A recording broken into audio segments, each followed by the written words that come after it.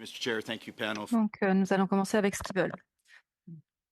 Donc, Is three things. One, time is short, and I hope we all agree on this. And efficiency is key, and the urgency. So I certainly heard that message. I wrote a lot of questions, so I'm going to jump around as best I can. I want to start with Mr. Gowland. You mentioned that there's two metals that we do not produce that are on the NATO critical list. What are they? And do we have any in Canada? It's just that we don't mine it, or we just simply we don't have it? And start with that. Thank you for the question. The two are rare earth elements and beryllium. I'll have to defer to my colleague from MAC about what we have under the ground in Canada. Those are not minerals that we have in our deposits. Okay, so the two, we simply don't have them. Do we have a supplier? I'll throw this out to the panel. Where do we get these right now? And should we be stockpiling this critical mineral that we don't have in Canada? Anyone on the panel? I could jump in if that's you. all right. So I could speak on rare earth elements. So we do have deposits of rare earth elements in Canada, very rich deposits. So it's really a timing challenge in terms of execution and getting those deposits into production. We currently have one processing facility in Canada, the Saskatchewan Research Council, which actually imports rare earth elements from Brazil and is actually processing that within their... So are these the two that is rare earth elements. These are the two rare earth elements that we don't have in Canada? Rare earth elements is a grouping of very many sort of light and heavy rare earths. So it's just of the rare earth elements. We have deposits in Canada. Saskatchewan Research Centre actually has a scale, a sort of bench scale and pilot scale project in processing the REEs. But as I mentioned in my remarks, China controls about 90% of the processing and refining of these products. I appreciate that. I just want to focus in on there was beryllium and another mineral. Actually, it was beryllium and rare earth elements. And rare earth elements, okay. And, yeah. And I'm not able to speak to that. That's something we'd have to come back to you on. So it's something that we need to look. Now, and I'll throw this out to the whole panel if someone wants to speak. It came up several times about being competitive. For example, we're importing nickel to Sudbury, which seems strange. And so what are some, if maybe the panel could each give a point on what's going to make this more efficient? Is it approvals? Is it reduction of industrial carbon tax that's impacting it? Is it other bureaucracy and red tape? We also heard that it takes multiple years to get projects approved. What steps, quickly from each of the panel, are going to make us more competitive in Canada? Sure, Mr. Gowland. If I can go first, as I mentioned, the investment tax credits that exist today, the Clean Technology Manufacturing Tax Credit, does apply for limited expenses related to mining. But I'll give you a real example. I can buy a pickup truck and get a 30% discount to drive that around its surface and not have to bring 1 ton of nickel to surface. But the cost of ventilation to keep our workers breathing underground, the electricity to power our equipment underground, even the bolting to protect our drifts underground, our tunnels underground from collapsing, not one of those expenses is eligible. So the fact that we have to go further and deeper in Canada with existing mines, again, we're not running out of minerals, the cost gets greater and greater with greater depth. And so some of those expenses are not eligible. And I just a quick follow on before I go to the rest of the panel. Tax credit seems more patchwork and helping here and a little bit in there. And I think the example you just gave would not tax cuts across the board be more efficient? In time is critical right now, and for example, industrial carbon tax could have huge impact on all of the operations. If we just got rid of that across the board, would that help speed up and make production more competitive in the world? Anything that reduces operating cost or capital costs would be of great help. Thank you, Mr. Goulot. Sure, and I'm happy to just add on to what Jeff has provided. We're in a situation now where capital can be deployed internationally, even if it sits in Canada. It's agnostic; it can find different routes. It's going to travel to the path of least resistance. Sure. And right now the case south of the border is very compelling in terms of accelerated depreciation regime, being able to write off 100% of your expenses in the first year of spend is a very attractive thing for capital flows right now, and we're starting to see that bear fruit in numerous sectors. So that's a in the- broad-based tax That's in policy the proposal. US. Yeah, And you think something like that would help here? a broad-based tax-based proposal, whether it's limited or whether it's brought into the context of national security and the interests that you're exploring in this group, I think it would be on the table for consideration. So would it be fair to say that we need tax reform, reduced bureaucracy, reduced red tape, to make your industries more efficient and competitive? And going back to my time is short, we need efficiency and we need this done urgently. Is that something that's going to help? I think it's a fair framing. Okay, thank you. And Mr. Gallen, you would agree? Yes. And Ms. Kostvalis, I hope I said that right. Yeah, it's Ms. Kutsavlis. Gustavus, thank you. So I'm just going to build on the points that my two colleagues have made. And to your point about speed of business and implementation, I think there's been a number of challenges in our sector, and the government of Canada has come to that realization what those challenges are. There's a lot of really great measures in this year's budget. There's the G7 Critical Minerals Production Alliance. There's also, a wonderful partnership, international cooperation, and supporting projects in Canada. What my one point would be is how can we implement those programs, that funding, the policies and budget as quickly as possible. Thank you, Mr. Chair. Thank you, Ms. Kibble. Thank you, Ms. Casavolis. And through you, Mr. Chair, for all the questions. How does specifically, what tax instruments does the U.S. have that Canada does not have that speeds up extraction and helps their companies become more, have the refining more affordable? I can speak to the capital side. Fontini has more expertise on the regulatory aspects in the approval processes. But I had mentioned to Mr. Kibble in my response to him about the One Big Beautiful Bill that came forward, and its very generous provisions around expenditures and how they're treated within the first year of spend. That's a very, very powerful capital attraction tool. Okay. Mr. Garland, what plans, if any, do you have to ramp up extraction, and how quickly can that be occurring? One of the challenges with existing mines is you have no surge capacity. You don't just turn it up, or ramp it up, or ramp it down. It is long-term capital lead time. The second thing is where is the market for our products? In our case, for Class 1 nickel, the military and battery-grade nickel that we produce, the world is already oversupplied with nickel. So for the type of specialized products we would have, there'd have to be a strong demand signal from a customer side. We don't just produce it to make it. So nickel is apparently one of the critical minerals Communist China does not have an overt influence over. How are Chinese-controlled companies or firms looking to enter the Canadian nickel market? I'd say that there's two ways. One is physical product, either refined or coming in, or access to physical product purchased out of Canada. The second is, as we've heard about, through investment, which can either be direct or indirect to be obscured. So I think one of the considerations for the committee is often there are restrictions of what are called rules of origin. Where does a product come from? What that obscures and what that misses is the rule of ore. Where does it come out of the ground?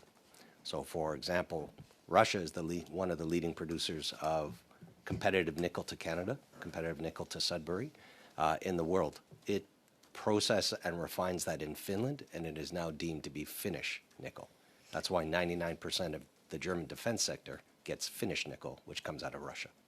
Should critical minerals like nickel be included in the safeguards with respect to the strategic partnership the Prime Minister made with China? I'll throw that out there to anyone who has the answer. You're looking at me. So that would be a very difficult, I would say, proposition, simply because the Investment Canada Act, as it was updated a couple of years ago, it prevents any kind of investment or acquiring of mining operations in Canada only in exceptional circumstances. So the government Canada has made it very clear that Chinese investment will be very difficult to penetrate into Canadian mining companies. They've also asked that they've imposed conditions, they've blocked investment, they've unwound investments as well. So through the Investment Canada Act, there's two tests. There's the net benefit test to Canada. So essentially, is it an economic interest of Canada that this investment occurs? And then the next test is a national security test. Okay, so the PRC has frequently sent civilian research vessels to the Arctic to survey for natural resource deposits. Which critical minerals would the PRC particularly be looking for in the Arctic? And is there any way that the seabed could already be harvested by the PRC, our seabed? I think maybe Hudson would probably be best placed to answer that question in the north. Thank you. From what we're seeing, a lot of the focus is on copper. Even though those two tests that Foutini talked about exist, there are two companies that do have state-owned involvement. And then we also have the original Hope Bay when TMAC had it, was almost purchased by China, but was secured by Nico Eagle instead, a Canadian company. So it's usually nickel, copper, and those are what we know so far. Were to stake a claim in international waters over any natural resource deposit they find in our Arctic, how would you suggest our government counter this? With international waters, I would have to rely on somebody else on the panel maybe for international water expertise. Why don't you guys give it land on this one in a moment? Chair, and I want to thank our witnesses for being with us today and helping us with this study. We've been hearing a lot about competitiveness and how we're falling behind. And you guys did mention some of the problems. So let's talk about the government regulations, the government taxation that are out of sync with what other jurisdictions are doing around the world. And so can you talk about, the impact of things like the industrial carbon tax, like net zero, and how that's impacting on mining and refining in Canada versus other areas like the United States or in Europe? And that's open to all panelists. Thank you very much for the question. As I indicated off the top, both operating capital expenses are a little bit higher. Canada is a high-cost jurisdiction. Part of that is from the maturity of our geology. We've been at this for quite a long time. The easy and cheap stuff has been mined. Now we either have to go further afield, places like the Ring of Fire, or we have to go much deeper. For example, in Thompson, Manitoba, a mine that we own and then a mine that we Or you're just divested of. are just selling some of. To go to depth there would be basically 13,000 feet, 4 kilometers underground. That would be the deepest mine in the world, and we'd still have more minerals down there. So the challenge is how do you get there, and then how do you bring it to surface? How do you refine it in a competitive way? We will never out-China China in terms of standards. In fact, I'm not suggesting to compete against China. I'm talking about other free democracies and our allies and in particular. But we have to be competitive if we're going to. If this is a strategic asset, if this is part of national security, we have to make sure that we can do it on a competitive basis. And I think we have to find the right balance in that, because our ability to raise capital is heavily weighted in global markets on our track record of sustainable development. Needs to be traded off against the ability to raise capital for our speed to market. But high taxation, high regulation would chase away some of that investment, would it not?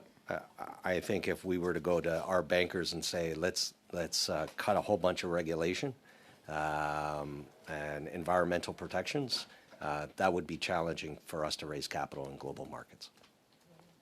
Okay.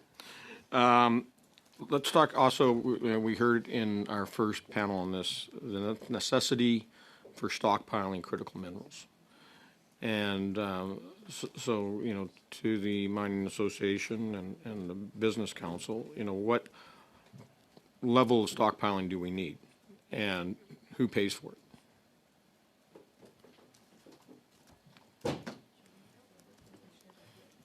Absolutely. Oh, thank you very much for the question. In terms of stockpiling could actually serve multiple purposes. Government stockpiling, where there's a set price that is provided to a company for their offtake of their product, that provides certainty for that project in terms of moving forward, provides capital to that project, and also provides investor confidence and de-risk that project. So that's one positive aspect of stockpiling. The other positive aspect of stockpiling is stockpiling critical minerals or defense-related critical minerals for our defense applications and defense value chains that we wish to be able to develop within Canada. The third positive attribute in terms of stockpiling is also being able to meet our NATO requirements in terms of defense spending. So it provides investors certainty and also provides a project the certainty they need to be able to move forward and the capital. It provides with reliable supply chains into our manufacturing base, and also provides our support into our defense spending. In terms of who pays for it, government stockpiling could be a possibility, but then that stockpile could be of interest to our allies as well, in terms of being able to sell some of that product to our G7 allies as well.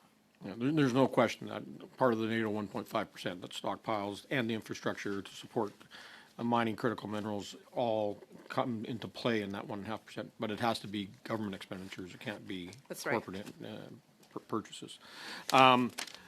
So the big question, again, comes down to if we're going to be a reliable ally, and you talk about how much of the processing is already handled by China and our adversaries. You look at lithium. We have no lithium processing capability here in Canada. There's only a minute amount down in the United States, and everything else goes to China. So, who makes the investment into in making the processing facilities, or how do we attract capital investment to make those processing facilities happen here within Canada or within the NATO structure? A more of a general response on this. I don't want to underestimate the level of work that's required to understand which commodities should belong in a stockpile, but more importantly, what is Canada's role within that particular commodity? Where's the opportunity? And that's an incredible level of effort between the public sector and the private sector. It needs to occur to understand where's the downstream, the midstream, or the upstream opportunity, and what are the tools that need to be deployed in order to access that and really go after it. And so I don't mean to discourage the question, but I think it's really challenging to provide a general response. But that should be maybe a recommendation that comes Absolutely, out of this study here, right? It's the commodity by commodity assessment that needs to be done through the companies and the government on where the value chain opportunity is, and that's where the creativity around costs really comes in. Fotini explained quite well around offtake agreements and how those can occur. There are some fiscal incentives, taxation incentives that companies can take on board as well. In terms of discounts on taxes in order to keep certain commodities on their property versus not doing what they normally do, which is sell it into the market. So it's very specific. Thank you. Thank you both. Thank you, Mr. Chair, and apologies to Mr. Lester. Sometimes you get forgotten when you're online there, and I appreciate your reminder about the additional costs operating in the North. You mentioned up to 14 years to approve projects. Could you give some specific steps that you'd like to see to speed up this ridiculous length of time of Thank you for the question.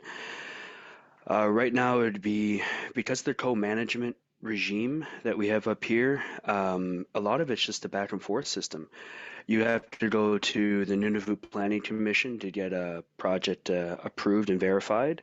Then it gives back to the proponent, submitted to the Nunavut Impact Review Board to do the environmental assessment, get your water license, all that. But once I submit it to you, they then have to submit it back to NPC.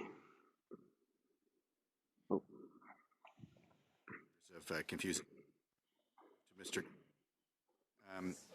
While we're reestablishing communications, you said that we're providing nickel for under construction Navy and Coast Guard ships by the tons. Are we going to Mr. be Chair, providing? perhaps we can ask the witness to finish his answer before we. I'll give you the extra time. Thank you. Yeah, I Yeah, just Mr. was Gibble. moving on because No, we were I- waiting I- to reestablish, and certainly his answer is important. I just didn't want to lose valuable time. No, I'm going to give you that time back. Mr. Lester, can you speak so we can hear you? Yep. Is it Okay, working? all right. We just want to make sure that your audio is still on. Back to you, Mr. Kibble. Okay. If Mr. Lester, if you could quickly finish your question on the bureaucracies that you're facing up north. Gets approved. Is it working? Yeah. Well, something's causing the 14 years of delays for projects. So Yeah. if it's not bureaucracy, maybe you could quickly explain what it is.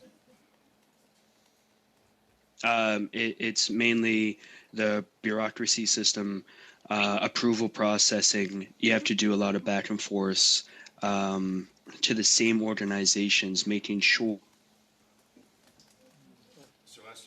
once you receive back. Okay, thank you. I hear that.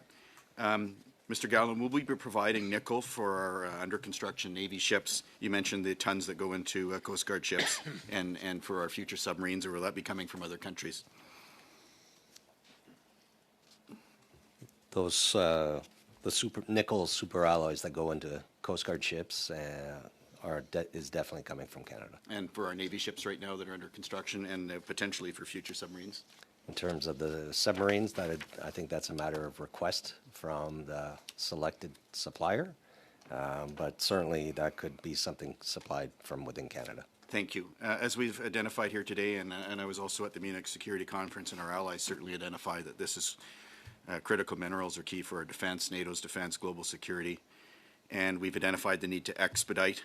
So should we be putting aside our net zero ideology just to get on with our supply chains to protect our country, protect our allies, and start building stockpiles and ultimately building Western security?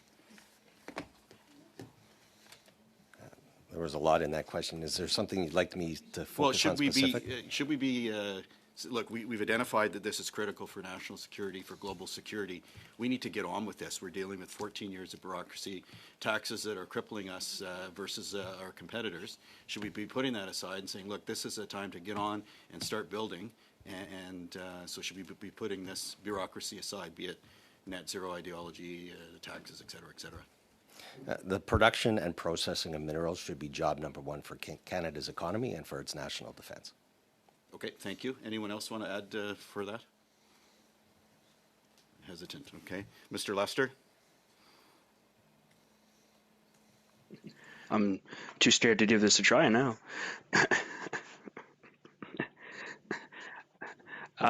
No, just simplifying the process, removing it altogether would be great with the consideration of responsible and mining environmental impacts, all that. The regulatory process is just too cumbersome, I think, at times, and a little too duplicative in others.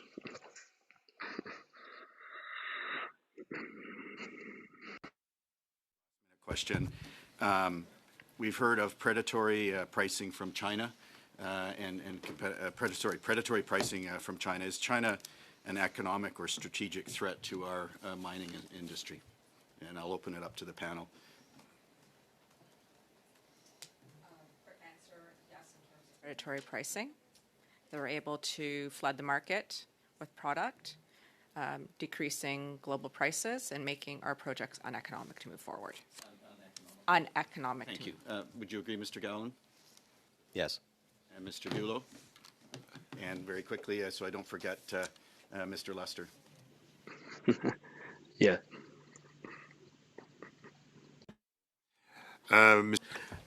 So just on the investment side, you guys are saying that it's hard to attract capital investment. And Valley just recently, sold your large stake in the Thompson mine. Did that raise enough capital to go deeper? Or is that just what I read from the press release, mainly focused on maximizing the brownfield that's there right now, including the tailings? The $280 million of capital that we helped to raise from partners and building a global partnership for that is to extract more from what we've got. If there's opportunities for the new owners to either go deeper or to find new deposits, something that they have wanted to explore. The new CEO of the company has said she wants to double production from that mine in the next 5 years, and the minerals are there to do that. Is there any plan of reopening the smelter in Thompson? That's something the new owners are looking at. There's no commitment at this point. I think it's let's stabilize the operations, let's increase the production. We increased production at that mine by 22% last year, so that's a great part of the effort of the people there and the minerals that are there, the infrastructure that's already there. And there is at least another 75 to 100 years worth of more nickel there. So the opportunity is there, and it's great to see some investment in Manitoba. And most of that investment is based U.S. and Canada or Australia? There are 4 parties to the investment, 3 of which are Canadian: Exxaro, Valley Base Metals, and Canada Growth Fund, and we're grateful for that investment. And we have brought in Orion Resource Partners, which is a New York-based private equity. We have looked at the Maple 8 and other public pension funds around Canada. It is hard to raise capital into Canadian mining projects, so we're grateful that we were able to put together $280 million for northern Manitoba. So if you look at other free markets, how are they varying in raising capital from private sector? Well, you look at what the United States has done. The U.S. government put $400 million into MP Minerals. That kind of got everybody's attention. The U.S. government and U.S. equity is definitely available and liquid for mining projects anywhere around the world. I think Canada is sending a signal that we're open for business. Raising capital, Canadian-based capital, would be always our first preference. But the fact that any capital can keep jobs, mining jobs in Canada, and minerals flowing, I think is a good thing. So are you suggesting state-owned, we're going to go to nationalizing our mining sector? Definitely not. Private sector works well. Just want to be subsidized. The opportunity exists for pension funds in Canada to invest their capital for a healthy return to make sure that jobs and minerals are flowing. But has the pension funds bought into this? Because they need to protect their investors first and foremost, which are the pensioners that they're there to protect. Yeah, and they've been I wouldn't mandate anybody has to put so far. I wouldn't mandate that anybody has to put their money into it. I think if we offer a healthy rate of return and can de-risk that, then it becomes an attractive proposition. But it is very, very challenging right now to raise capital for mining in Canada. So when you go to the market right now, what's the major detriment? Why is Canada seen as higher risk and lower return than anywhere else? As I mentioned earlier, having been at this for 100 years, you kind of get the cheap and easy stuff out of the way. There is a lot of red tape. We can't deny it. There's a lot of red tape. There's a lot of uncertainty about new projects being built in Canada. That is why our company is focused on greenfield. We've got the infrastructure, we've got the people, we've got the social license, if you will, we've got the permitting. But you don't actually have the infrastructure if we go up into the Ring of Fire. You still have to build the infrastructure to get it from the ground to the plant. That's what I said for our company. That's why we're focused on brownfield rather than greenfield. So if we look at this again, coming back to recommendations that we're doing as a committee, and I'll go back to the Mining Association and Business Council. Like, what are this? When we were looking at it, and I appreciate the Business Council, you brought forward 3 main recommendations. So, and on the innovation side, I agree with you, but the approval process and how we get more processing done, what are the recommendations specifically we have to do to speed that up? I would kind of ask you to look at your question with maybe through a more holistic lens and say that there's kind of three broad areas that are really critical right now for attracting investment. We talked a little bit about kind of like the climate policy bucket. There's still a lot of uncertainty there right now. We know that the federal government in Alberta are negotiating through their MOU, potentially a new price point. We have to see how this unfolds. Long-term trajectory down to 2050 is going to be very important for understanding good project economics in Canada. The second would be around the regulatory piece, which I think we've discussed to a reasonable extent in this session. You've only been taking broad sweeps at it. You haven't been specific at all on what regulations need to be gone, how we speed this up. Like where do we cut it? Is it at the provincial level? It's the federal level. It's both. That's where we have to come I think down. moving to one project, one assessment, and then something that includes one decision should be the gold standard that we're striving to achieve. We're moving in that direction through some of the bilateral agreements and the equivalency agreements that are underway. But we need to keep pushing to a process where we ultimately have one decision at the end of the day that's going to reduce the redundancy and the speed and accelerate the speed of our project approval processes in addition to the permitting pieces. And then the third thematic, though, I would say is in that kind of taxation investment space. If we're really genuine and sincere about meeting the moment and addressing this national security imperative through critical minerals, which is the thematic of the study, we have to think about different ways of making the project and the investment compelling into Canada. The stockpile piece that we tabled is just one of those ideas.